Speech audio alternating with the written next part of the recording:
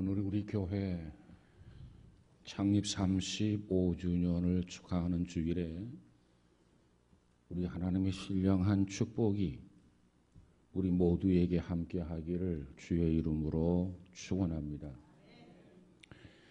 오늘 창립주일에 생각할 제목은 거룩한 공회입니다. 거룩한 공회. 우리가 하나님을 믿고 우리가 예수 그리스도를 믿고 성령을 믿으며 우리는 거룩한 공회를 믿습니다. 여기서 공회라고 하는 것이 뭐냐? 오늘의 교회를 의미합니다. 교회. 이처럼 하나님을 믿고 예수 그리스도를 구주로 믿고 성령의 역사를 믿는 것이 교회를 통해서 이루어지는 것을 믿는 것입니다. 그럼 먼저 구약에 나타난 교회의 모습을 한번 정리해 보도록 하겠습니다. 먼저 구약에 보면 노아의 방주를 말할 수 있습니다. 노아의 방주. 이 노아의 방주 안에 있는 사람은 구원이 있었고 노아의 방주 밖에 있는 사람은 멸망이 있었습니다. 그 다음에 두 번째로는 출애굽한 이스라엘 백성들이 광야에서 가졌던 이 광야 교회가 있습니다. 광야 교회. 이 광야 교회는 가나안 땅에 들어가기 전에 훈련의 과정으로서의 교회였습니다. 그곳에서 믿음의 훈련을 잘 받은 사람은 그저 가나안 땅에 넉넉히 들어가게 된 것입니다. 그 다음에 세 번째로는 솔로몬의 예루살렘 성전입니다. 이스라엘 백성들이 죄와 허물이 있었는데 그 죄와 허물을 씻는 제사가 있는 교회가 솔로몬 성전이었습니다. 그리고 네 번째로 회당이라고 하는 것이 있습니다. 회당. 예루살렘에서 멀리 살았던 유대인들이 자기가 살고 있는 동네에 지었던 집회 장소였습니다. 이 집회 장소가 보통 때는 학교로도 사용되지만 안식일에는 하나님 앞에 예배를 드리는 장소로 이용되기도 한 것이 회당이었습니다. 이처럼 구약에 나타난 교회의 모습은 신약교회와 그리고 그 후에 있을 교회의 상징적인 모습을 우리에게 보여주고 있습니다. 오늘 본문의 내용을 보면은 예수님께서 이제 공생애를 거의 마칠 때쯤 되어서 이 가이사라 빌립보 지방에 이르렀습니다. 그때 예수님께서 제자들에게 신앙의 고백을 물으신 겁니다. 너희들이 그저 3년 반 동안 말씀으로 훈련을 받았는데 그 훈련의 결과를 한번 확인하는 자리였다라는 겁니다. 얘들아, 사람들이 인자를 누구라고 하더냐?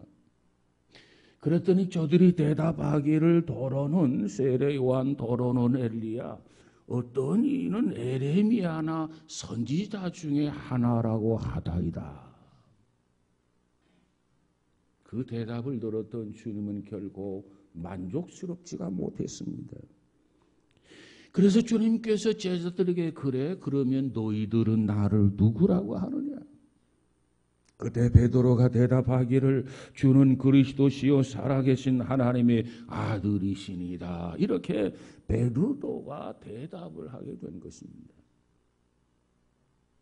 그 말을 듣고 예수님께서 너무너무 기분이 좋았습니다. 그저 기분이 업이 되었습니다. 그래서 베드로에게 축복의 말씀을 주셨습니다. 그 말씀 중에 18절, 오늘 본문 18절이 대단히 중요한 구절이요 중요한 말씀입니다. 오늘 18절의 말씀의 내용이 무엇입니까? 주께서 베드로를 통해서 그와 같은 고백을 들으시고 대답하시기를 너는 베드로라 내가 이 반석 위에 내 교회를 세우리니 음부의 권세가 이기지 못하리라 이 말씀을 하셨어요. 그렇다면 이 말씀을 통해서 몇 가지 정리해 보고자 합니다. 첫째로 교회를 세우시는 분이 누구입니까? 누가 오늘의 이 교회를 세우셨느냐 말이에요. 사람이 교회를 세우는 것이 결코 아닙니다. 믿음이 없다면 교회를 세우시는 분이 누구냐? 사람이 세우지 뭐. 목사님께서 35년 전에 이 안양중앙교를 세운 게 아닙니까? 아니죠. 하나님이 세우시는데 저를 통해서 세우신 거라는 겁니다. 성경에 보면 하나님이 택하신 사람들을 통해서 하나님께서 자신이 택하여 세운 일꾼들을 통해서 교회를 세우신 겁니다. 초대교회 모습을 보면 주님께서 초대교회 120명의 성도들을 택하셨습니다. 그리고 저들을 하여금 저녁 기도하게 하셨습니다. 그리고 그들에게 성령 충만하게 하셨습니다. 그래서 세우신 교회가 예루살렘 교회였습니다. 뿐만 아니라 빌립이라고 하는 사람을 통해서 사마리아 교회를 세우게 하셨습니다.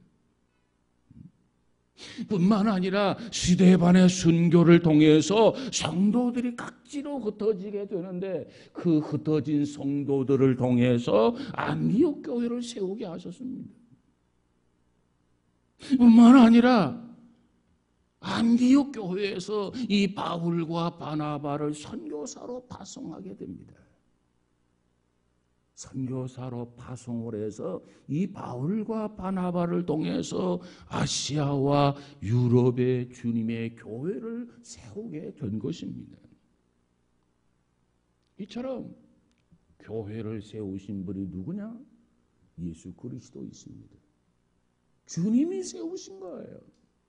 오늘 우리는 이 교회론에 있어서 이 교회의 주인이 누구냐? 바로 예수 그리스도다. 왜 예수 그리스도냐? 주님이 세우셨기 때문이다. 이 부분을 무엇보다도 분명히 인식하고 분명히 믿어야 할 것입니다.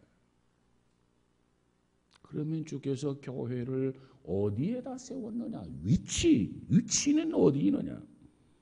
오늘 본문에 보니까 예수님이 말하기를 내가 이 반석 위에 세우리라. 반석 위에 세우리라. 여기서 반석이란 무엇입니까? 베드로란 이름의 뜻입니다. 이름. 그러면 반석이라고 하는 것은 무엇이냐? 주는 그리스도시요 살아계신 하나님의 아들이십니다고 한 이 신앙 고백 그 자체가 반석입니다. 그 믿음 위에 교회가 세워지게 된다는 겁니다. 교회는 믿음으로 세운 곳이에요. 반석 위에 세운 곳입니다. 그런데 캐톨릭에서는 이 내용을, 이 말씀을 잘못 해석해서 베드로 위에 교회를 세웠다 그래가지고 베드로가 초대 교황이 되는 겁니다. 잘못된 해석이에요. 교회는 사람 위에 세운 것이 아닙니다. 사람 위에 세워진 곳이 교회가 아니란 말이죠. 그러면 교회는 어디에 세우느냐? 하나님의 아들 예수 그리스도를 구주로 믿는 그 믿음, 그 신앙 위에 교회가 세워진 거예요. 교회는 믿음으로 세우는 겁니다.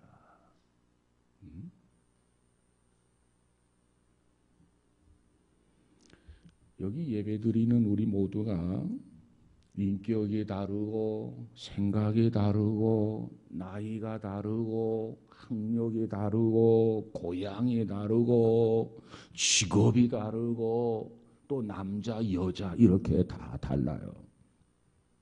그런데 하나님이 다른 우리 모두를 다 이렇게 불러주셨어요.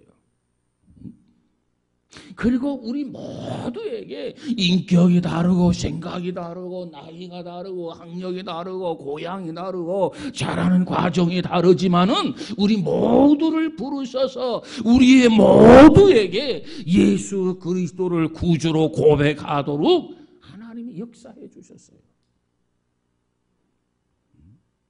그래서 우리는 다 다르지만 같은 게 하나가 있어요. 뭐가 같으냐?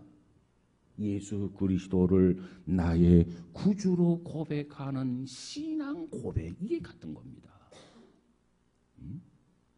여러분, 이 죄악 많은 세상에서 하나님께서 우리를 부르셨어요. 그들에게서 우리를 부르셔서 그들에게서 우리를 구별하셨습니다. 이처럼 구별된 무리들을 뭐라고 하느냐? 성별된 사람들이라. 이 성별이라고 하는 게 뭐냐? 이것을 거룩이라고 말합니다.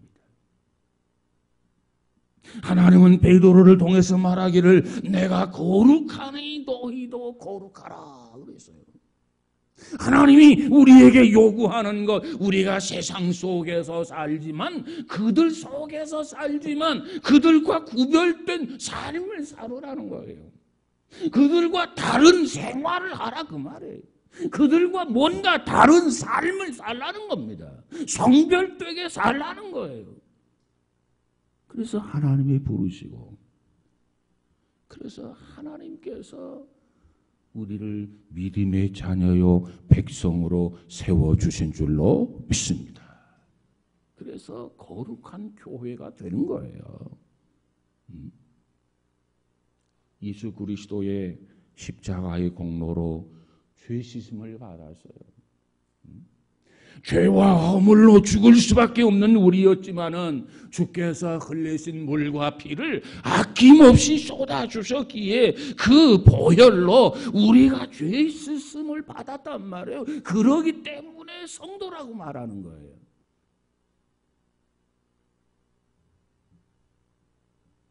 이 고백을 하는 사람들, 주는 그리스도시요 살아계신 하나님의 아들입니다. 이렇게 고백하는 사람이 안양중앙교를 세웠기 때문에 안양중앙교회가 되게 된 겁니다.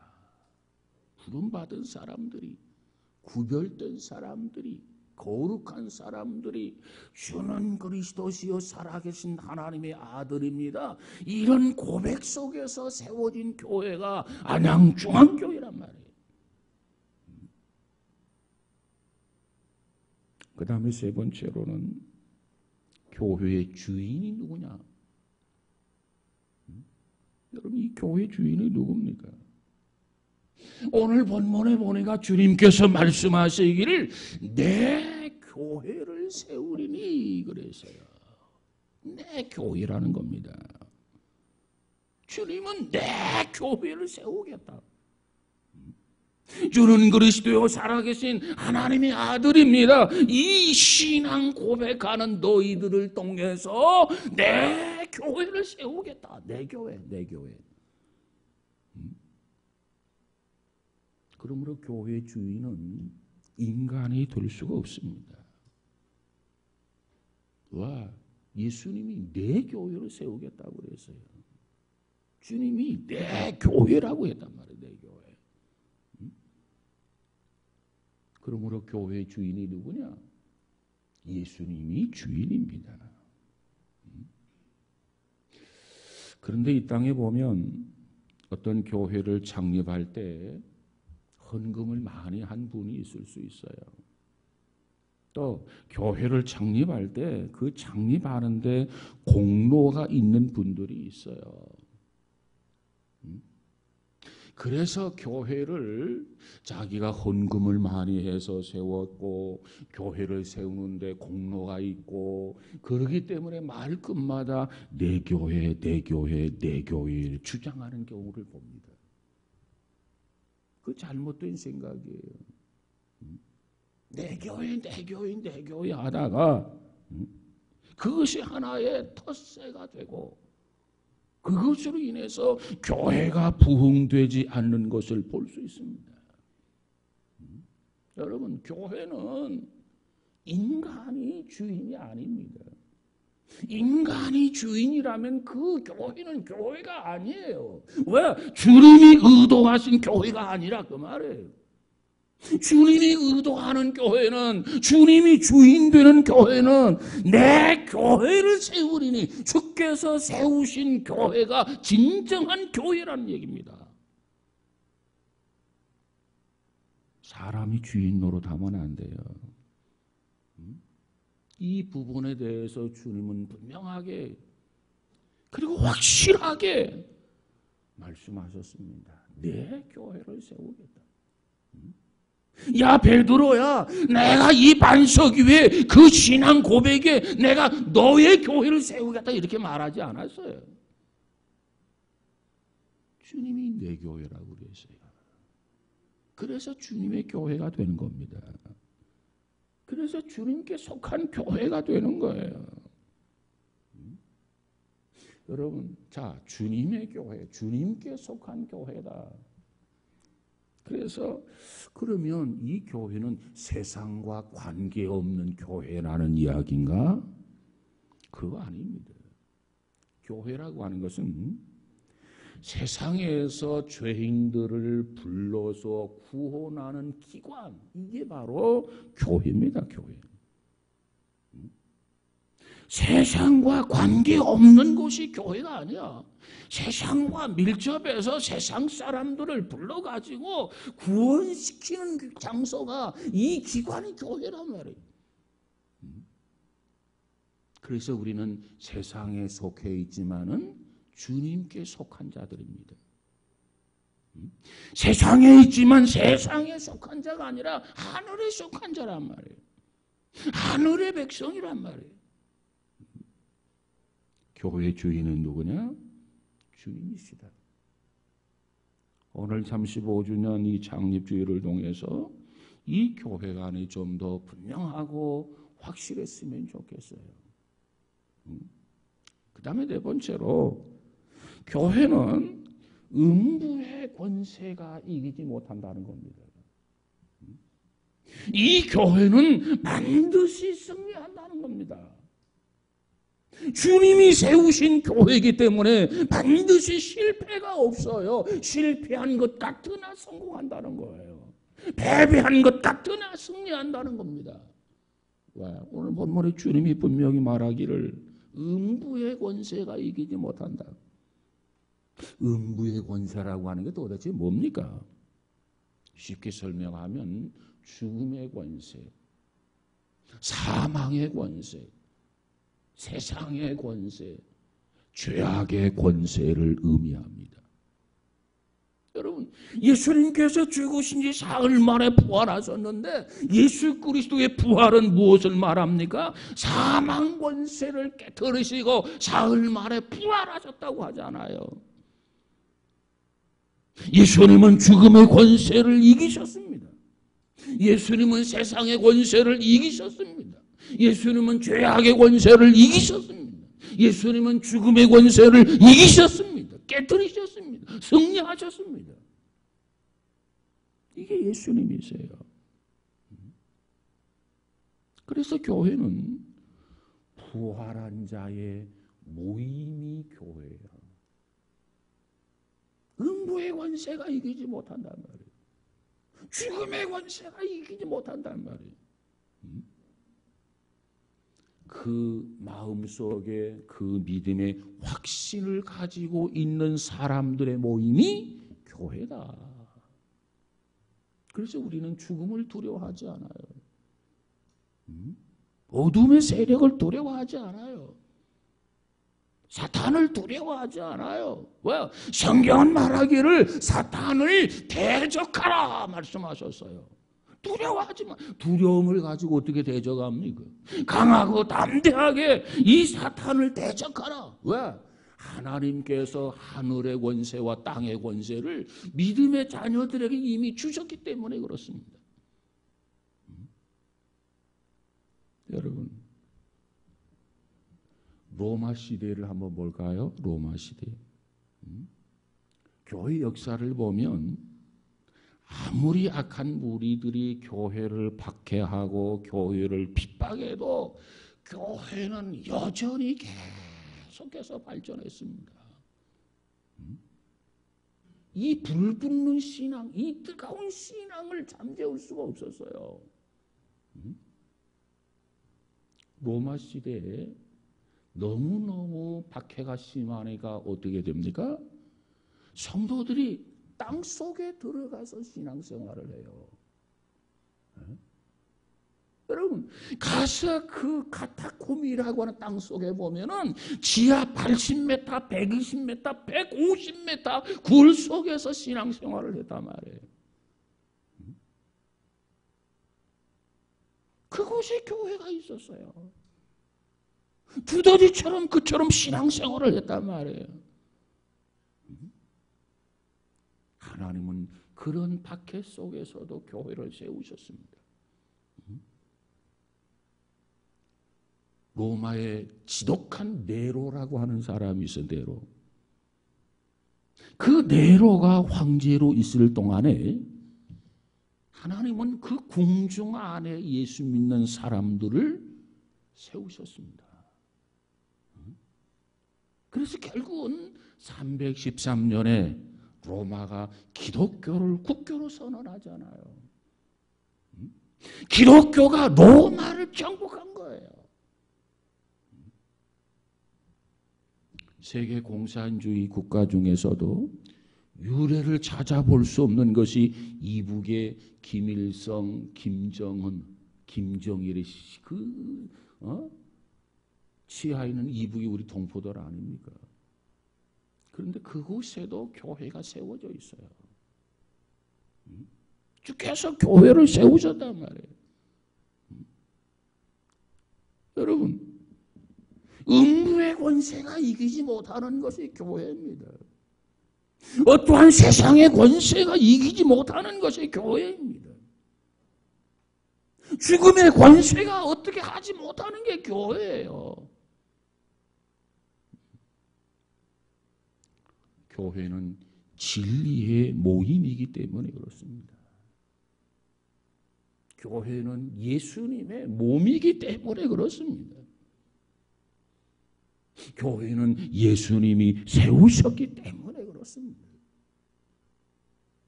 교회를 해할 자가 없어요. 음부의 권세가 이기지 못하리라. 역사를 보면 박해가 심하면 심할수록 기독교는 더 불꽃처럼 일어났어요. 이것이 역사 아닙니까?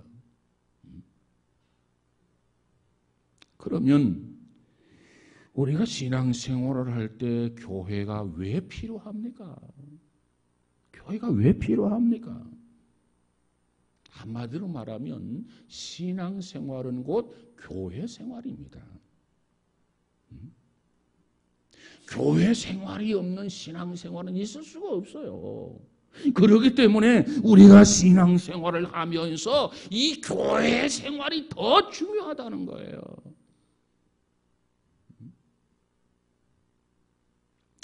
왜 교회 생활이 신앙생활이고 신앙생활이 교회 생활이냐? 그 이유는 첫째, 이 교회는 그리스도의 몸이기 때문에 그렇습니다. 예수님께서 부활하셨어요. 그리고 승천하셨어요. 그리고 자기의 몸인 교회를 통해서 오늘날 성도들과 관계를 맺고 있습니다. 주님은 하늘에 승천했단 말이에요. 그리고 이 땅에 교회를 세웠단 말이죠. 그리고 그 교회를 통해서 성도들과의 관계를 계속 맺고 있단 말이죠. 우리가 주님을 떠나서 어떻게 신앙생활을 할 수 있습니까? 주님의 몸을 떠나서 어떻게 우리가 신앙생활을 할 수 있습니까? 주님의 몸을 떠나서는 신앙생활 그 자체가 불가능한 거예요.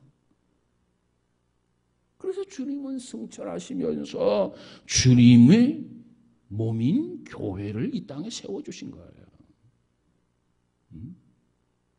그래서 교회가 존재한 겁니다.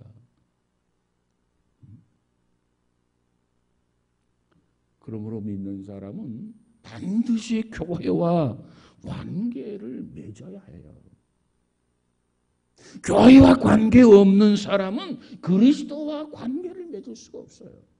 그리스도와 관계를 맺지 못한 사람이 어떻게 신앙생활을 할 수 있겠습니까? 그래서 우리는 말하기를, 성경은 강조하기를 열심히 신앙생활하라, 교회생활하라는 게 아니겠습니까? 열심을 품고 주를 섬겨라.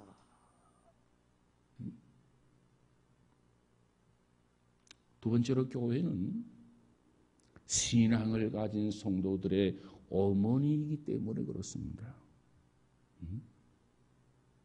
하나님은 교회를 통해서 하나님의 말씀을 계속 선포하게 하십니다. 그래서 성도들로 하여금 영적으로 이 교회 안에서 양육이 되어지고 훈련받게 하고 세상에 나아가게 하고 상처 입은 자 다시 와서 치유받게 하고 하는 것이 오늘의 교회가 아닙니까? 교회를 통해서 진리로 교육받고 교회를 통해서 하나님의 말씀에 대해서 교육을 받는단 말이에요. 훈련을 받는단 말이에요. 우리의 공동체 생활을 통해서 신앙의 훈련을 받아요. 성례전을 통해서 하나님의 은총을 계속 받습니다. 그렇기 때문에 교회를 통하지 아니하고는 신앙의 교육, 신앙의 훈련을 받을 수가 없어요.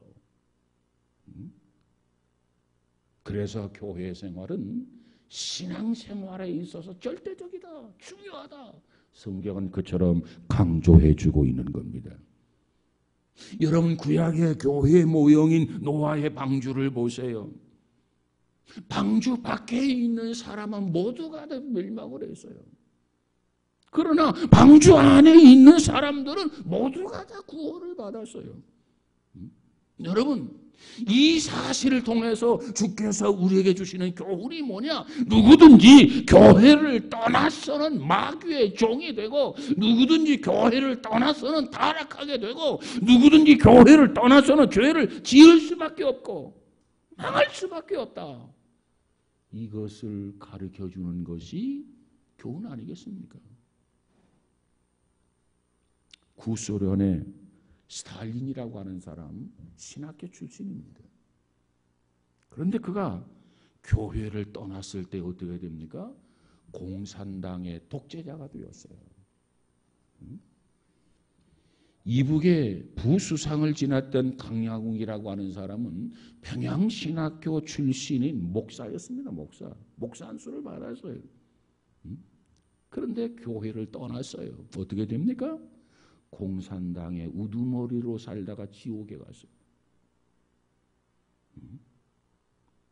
여러분, 오늘의 교회는 우리의 신앙생활의 어머니와 같다. 어머니와 같다.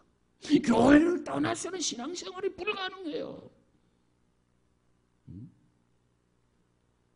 어머니를 떠난 아기, 고아이거나 미아이거나 기아가 되고 맙니다.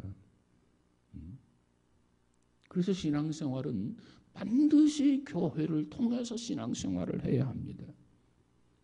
교회 밖에는 구원이 없어요. 교회 안에서 충실하게 양육을 받고 충실하게 훈련을 받고 충실하게 충성하고 그래야 구원이 있단 말이에요.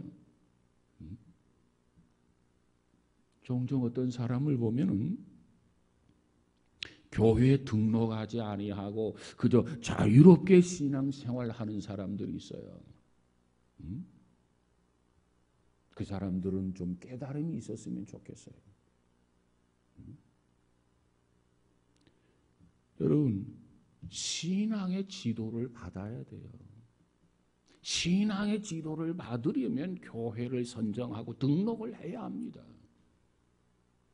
그래서 필요에 따라서는 상담도 하고, 그래서 지도를 받고 교육을 받고 훈련을 받아야 하나님 앞에 쓰임 받을 수 있지 않겠습니까? 혼자 할 수 없어요. 그래서 교회 생활은 곧 신앙생활이다. 신앙생활은 곧 교회 생활이다. 그 다음에 교회는 선교회 본부이기 때문에 그렇습니다. 디모데전서 2장 4절에 가서 보니까 하나님은 모든 사람이 구원을 받으며 진리를 아는 데 이르시기를 원하시느니라 그랬어요. 그렇습니다. 하나님은 모든 사람이 구원받기를 원하세요. 이것이 하나님의 소원입니다. 그런데 중요한 것은 이 선교의 구체적인 사명을 감당할 장소가 어디냐, 기관이 어디냐, 그것이 바로 교회라는 겁니다. 교회. 교회를 통해서 구원받기 원해요. 교회는 세상을 구원하는 장소예요. 세상을 구원하는 데 쓰임받는 기관이란 말이에요. 우리가 잘 아는 사도행전 1장 8절에 보니까 성령이 너희에게 임하시면 너희가 권능을 받고 예루살렘, 유대, 사마리아 땅 끝까지 이르러 나의 증인이 되리라 이렇게 말씀을 하셨어요. 이 말씀은, 이 사명은 개인에게 한 말이 아닙니다. 이 말은 120명을 향해서 한 말입니다. 그 120명은 뭐 하는 사람들입니까? 주님 말씀을 쫓아서 한 곳에 모여서 열심히 기도했던 사람. 그래서 성령 충만히 받았던 그들이 모여서 열심히 전력 기도에 힘쓰니라. 그리하여 성령 충만히 받았던 그곳이 처음 교회가 되었고, 복음이 그곳을 통해서부터 전파되기가 시작된 겁니다. 그래서 오늘날 우리가 복음을 듣게 되고 그 복음을 통해서 우리가 예수를 알고 예수를 믿게 되고 오늘 우리가 구원받게 된 줄로 믿습니다. 교회는 선교하는 기관이에요. 선교의 본부예요. 본부. 예수님은 오늘날 교회를 통해서 이 귀한 사명을 감당하도록 명령을 하셨습니다. 우리가 여기서 예루살렘 교회가 설립된 성경적 근거를 알고 믿을 필요가 있어요. 예루살렘 교회가 어떻게 설립되었느냐 보세요. 예수님이 십자가에 죽으셨어요. 그리고 사흘 만에 부활하셨어요. 저들이 부활하신 주님을 만났어요. 믿지 못하는 자들을 주님께서 부활하셔서 그들을 각각 찾아가서 일일이 다 만나주셨어요. 그래서 그들은 확신을 가졌어요. 확신을 가진 그들에게 주님께서 뭐라고 말씀하십니까? 예루살렘을 떠나지 말고 내게 들은 바 아버지의 약속을 기다리라. 요한은 물로 세례를 베풀었으나 너희는 몇 날이 못 되어 성령으로 세례를 받으리라. 그리고 예수님이 승천하셨어요. 죽음으로 끝났는 것 같았는데 끝난 게 아니고 살아나셨습니다. 그분이 하늘로 올라가셨어요. 그걸 목격했어요.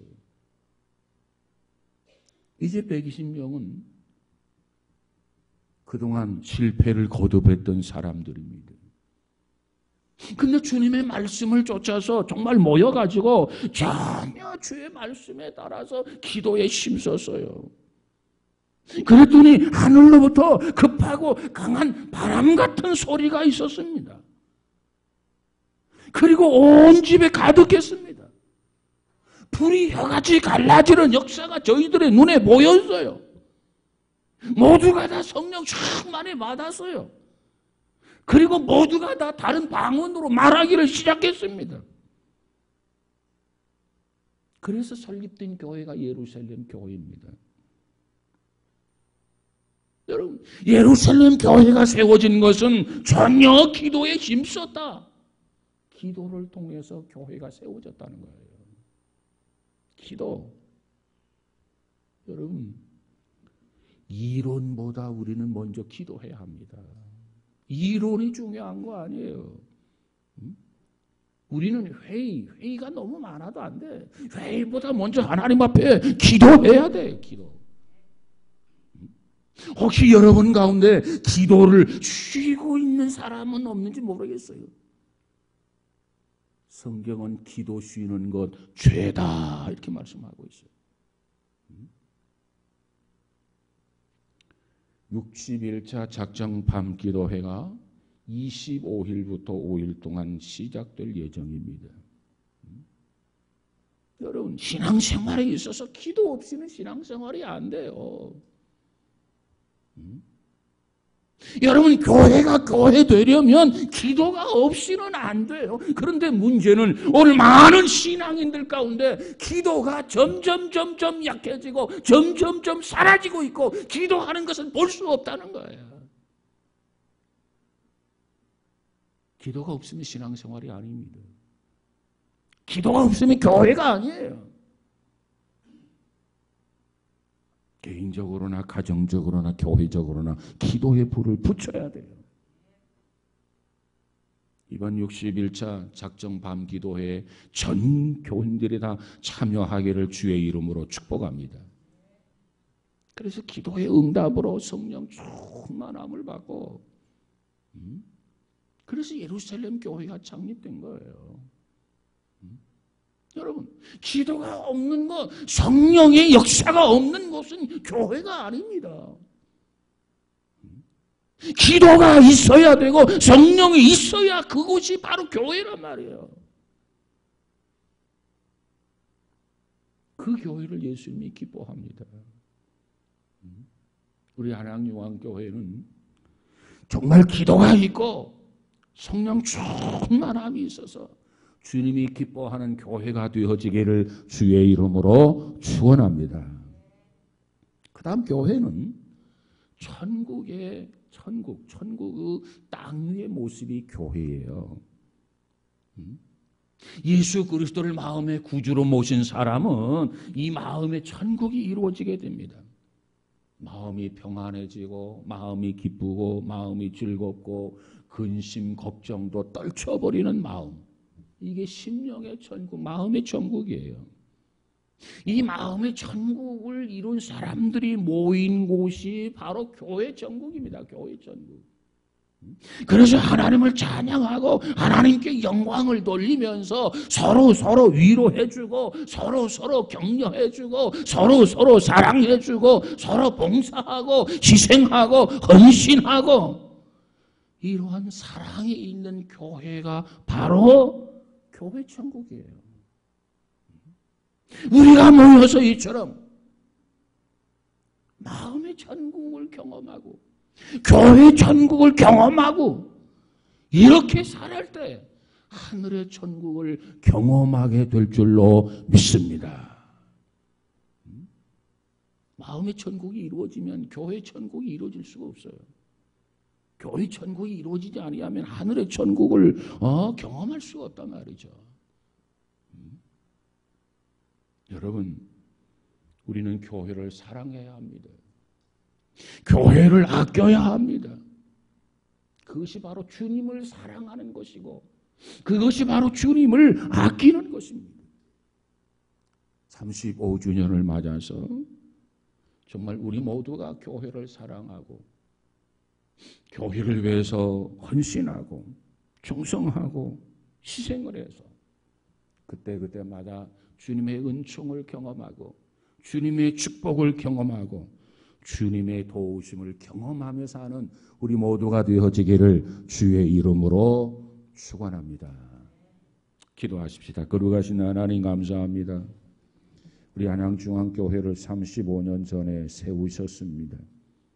정말 주의 반석 위에 주는 그리스도시여 살아계신 하나님의 아들입니다. 이 신앙 고백 위에 든든하게 세워지는 한양중앙교회가 되어져서 음부의 권세가 넘보지 못하고 흔들지 못하도록 주님 역사하시고 모든 어둠의 권세에 승리할 수 있는 몸된 제단이요 몸된 성도들이 다 되도록 축복해 주옵소서. 날마다 때마다 신령한 은혜 축복으로 채워주셔서 심령의 천국을 경험하고 함께 모여서 교회 천국을 경험하고 훗날 하늘의 천국을 경험하는 체험할 수 있는 우리 모두가 되어지게 하옵소서. 예수님 이름으로 기도하옵나이다. 아멘.